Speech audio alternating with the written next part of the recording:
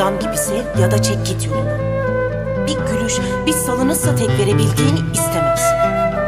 Tutku isterim ve delice sevmek. Bir coştu mu durdurak bilmez bu yürek.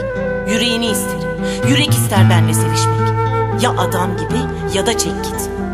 Her gün biraz daha zorlaşarak çıldırtmaksa niyetin. Ama seviyorsan yeter ki zaten yüreği ortaya koyduk. Tamam o zaman, ben bir deli çocuk. Ama ısmarlama aşklara tahammülüm yok artık. Ya adam gibi ya da çek git.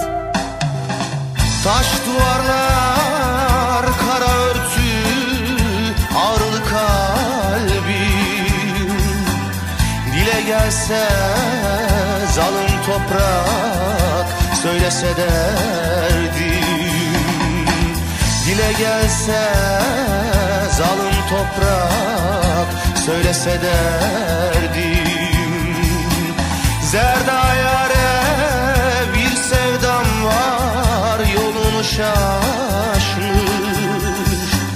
Şaşmış ama deli olmamış, yalan olmamış. Şaşmış ama deli olmamış, yalan olmamış. Deli öfkem, kara sevdam, hangisi galip?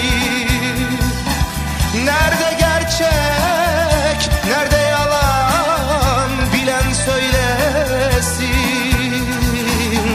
Yalan diyen yalan olsun, yüzü gülmesin.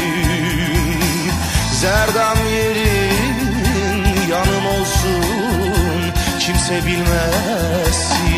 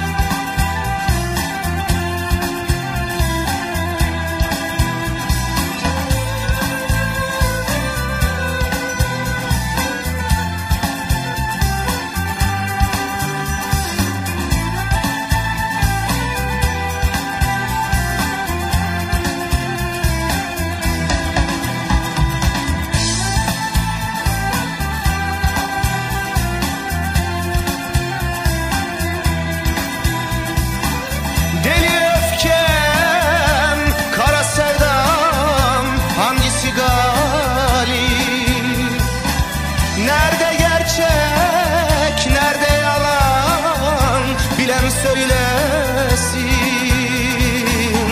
Yalan diyen yalan olsun, yüzü gülmesin.